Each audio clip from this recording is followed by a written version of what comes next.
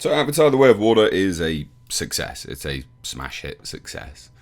We can sort of confirm that. We can say that now.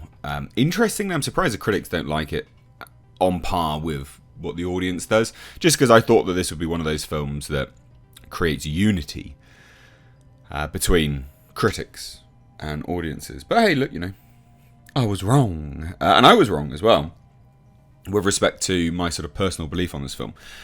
In terms of me thinking that it wasn't going to do very well. It has done really, really, really well. It just crossed $1.1 billion global through Wednesday. In fact, the Thursday update, after hitting 1 billion worldwide, box office mark Tuesday, and with continued strength, it's now $1.1 billion globally. So basically 15 days to hit $1.1 billion global. Madness. Great. Absolutely great, And look, my personal belief on this film, I don't like this film, but I'm not going to sit here and say it's not a success, because it is a success. $1.1 billion global in 15 days is a success. But can it break even? Now, this is the crux of the matter, is that there was an interview with James Cameron where he said, it needs to be in the top 5 movies, grossing movies of all time, basically. And that's like, oh, okay, so it needs $2 billion to be a success. To break even, in fact. Not a success, but to break even. You're like, hey, what? 2 billion? You're like, how? How does it need to do that? Because the budget is reportedly between $350 and $460 million. And this is a film that they're not going to spend $200 million on marketing. They won't.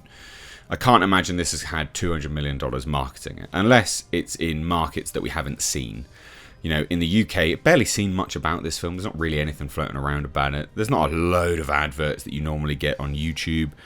In my target demographic, my country, that sort of thing, there's not a lot going on marketing-wise. So I don't think that they spent $200 million on marketing. I just don't. So the break-even point was always a bit of a mystery, because you're looking at like, $2 billion? Why? How? And the thing is, lots of people were like, well, you took him out of context. No one really took him out of context. It's just they took him on face value. He did say those things, and when you look at it, that is what it was.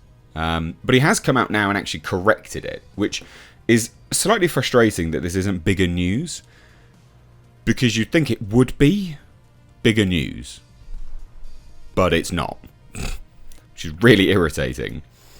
So this was actually posted on our box office on Reddit, and he basically came out and said, $2 billion to break even. He refutes the rumour completely, which, fair enough. And let's have a listen.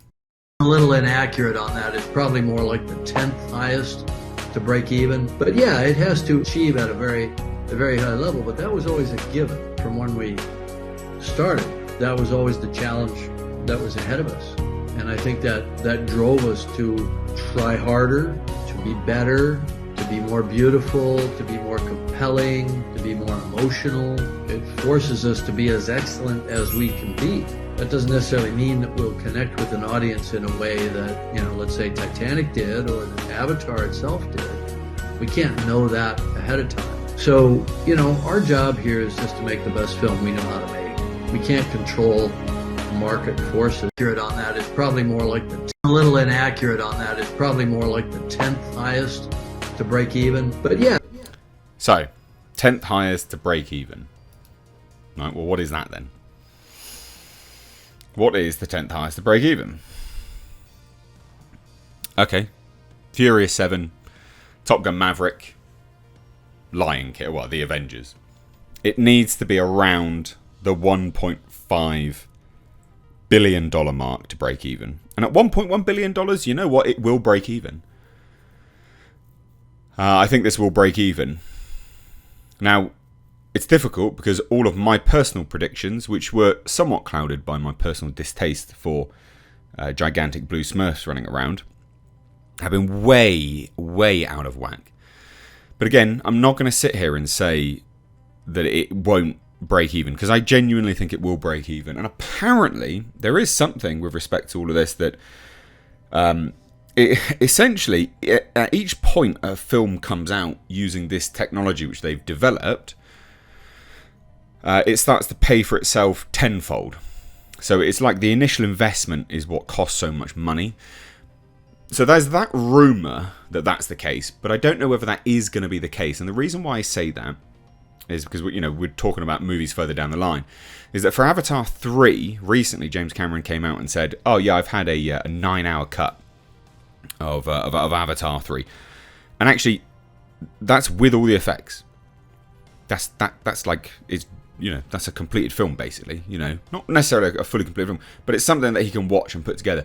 So they're spending money, sort of chopping it up and editing it down as they're doing it, which is a substantial lot of cash. But yeah, so $2 billion, no, it doesn't need $2 billion to break even. It needs 1.5, which is still a lot of money to break even. Goodness me. And this is where I start to believe the $460 million mark for the budget. And I don't know what else is making that up. I mean, maybe just that plus $100 million on marketing. It's probably about right for $1.5 billion. I mean, you're looking at just over $500 million. 3 times that to get to the break-even point with a 40% take, plus larger theatre cuts within Asia, China. So, yeah, $1.5 billion to break even. It's still a huge number. And that's not out of context now, ladies and gents. He has said it himself. Okay? It's the 10th highest. A little inaccurate on that. It's probably more like the 10th highest. 10th highest. To break even. But yeah, it has to achieve at a very high level. But that was always... Has to achieve at a very high level. So he's pretty on it. Pretty honest about that. So again, we are still talking about $1.5 billion. But I do think it will break even. And I wonder, realistically, what they will then consider a success past that. Because Disney's quite unscrupulous with their franchises on what they're looking to continue further down the line.